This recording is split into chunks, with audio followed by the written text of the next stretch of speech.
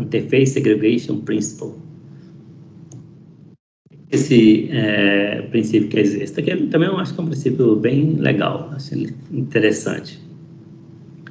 Na verdade, todos os 5 são interessantes. Tem alguns que eu gosto mais que outros, como o Open Closed e esse daqui também. Ele diz que o cliente não deve ser forçado a depender de interfaces que ele não usa. Então, o que isso quer dizer? Uma classe ela não deve, ou melhor, uma classe, quando ela está em uma referência para interface, aquela interface deve ter um conjunto coerente de funcionalidades que o cliente usa.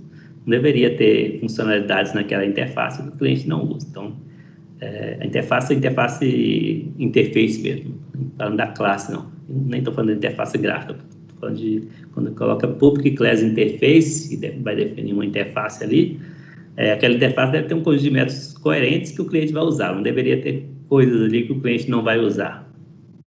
Isso é muito comum na literatura de engenharia de software também, com o que o pessoal chama informalmente ou popularmente de Fat Interface, ou interface gorda, que é você criar uma interface com métodos demais, e aí você coloca um monte de coisa na interface que às vezes o cliente não precisa.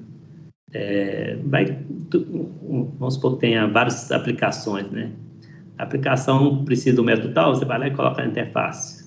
Outra aplicação precisa de um outro método, você vai lá e coloca na interface. Coloca como se fosse uma fachada para a sua aplicação que atende várias outras aplicações. Aí você cria a sua interface gorda, né? A sua Fat Interface, porque ela tenta atender muitos clientes e acaba fornecendo mais coisas que o cliente realmente precisa. Então, esse é o problema aí, que você viola o princípio da Interface Segregation Principle, que é você segregar, ter várias interfaces, onde cada interface tem um conjunto de funcionalidades que atenda coerentemente aquele cliente, nada mais, não tem nenhuma gordurinha sobrando ali. Quando você tem interfaces Fat Interface, né, as interfaces gordas, viola o princípio, você acaba tendo objetos também não coesivos, porque vai ter algum objeto que vai implementar aquela interface, e se aquela interface tem métodos demais e métodos não coesivos, é natural que o objeto também vai ter métodos não coesivos. Então, vai ser um objeto também não coeso. Então, a partir de uma interface que tem coisas demais, você tem uma classe que implementa aquela interface que também vai ter coisas demais, e aí vira a bola de neve, o seu problema vai só aumentando. Então, você vai ter objetos também não coesos, mas os clientes eles não precisariam de tantas coisas assim, eles preferiam ter muitas interfaces e que essas interfaces fossem coesas. Então, a solução melhor, ao invés de você ter uma interface grande que atende todo mundo, você ter várias interfaces pequenas, interfaces coesas pequenas. Então, tem muitas delas. Então, essa que seria a solução mais elegante para você ter mais interfaces coesas. Vamos ao exemplo. Então, de novo, começa sempre pela violação. Então, o livro dá o exemplo de violação do princípio da Interface Segregation Principle, segregação da interface. Então, supor que eu tenho essa interface aqui que tem área e volume, de novo, sistema de formas geométrica, e aí, nesse caso aqui, ele calcula calcula tanto a área quanto o volume, né?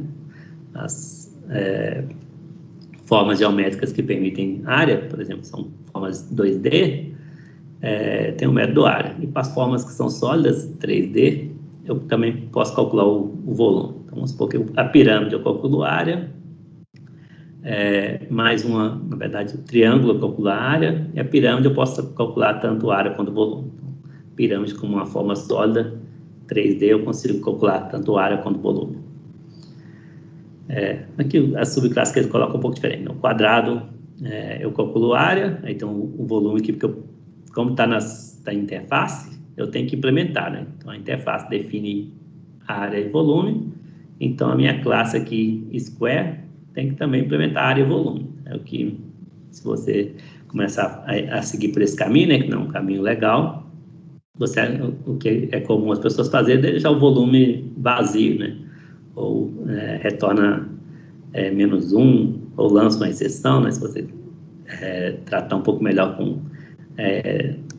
ou implementar com tratamento de exceção, você pode lançar uma exceção caso alguém tente obter o volume de um quadrado, por exemplo, que não é possível. Ou retorna 0, o volume quadrado é igual a zero. Então, a pessoa começa a fazer gambiarra, na verdade, que o método volume, de fato, ele não faz sentido para um quadrado. O método volume só faz sentido para um cubo. O cubo é uma forma geométrica sólida que é possível calcular volume. Então, o problema todo está aqui na sua definição da interface, que tem métodos de mais A. Tem métodos que atendem os quadrados e o cubo, que seria o área, por exemplo, mas tem métodos que só atendem um dos dois. O volume que só atende o cubo, não atende o quadrado. Então, de novo, a semântica 1 não foi o problema aqui, né? Então, cubo é uma forma geométrica, ok. Quadrado é uma forma geométrica, ok. Então, o relacionamento de herança em si, se você for seguir só a semântica E1, que é o ISA, você não tem problema nenhum. Então, tanto o quadrado quanto o cubo são formas geométricas, então, a princípio, você usar a herança aqui não parece ser ruim. O problema é que a sua interface está gorda, né? A sua interface tem métodos demais e alguns métodos atendem uma das formas geométricas, mas não atende a outra. Então, o volume, no caso aqui, atende o cubo, mas não atende o quadrado. Não faz sentido esse método para um quadrado. Apesar do quadrado estar herdando e ter que implementar alguma coisa ali para poder não dar erro de compilação. Qual que é a solução, então? A solução é relativamente simples, né? Então, eu tenho, em vez de uma interface grande, né? Uma interface gorda, uma fat interface, você tem duas interfaces, onde cada uma tem o seu conjunto coeso de métodos.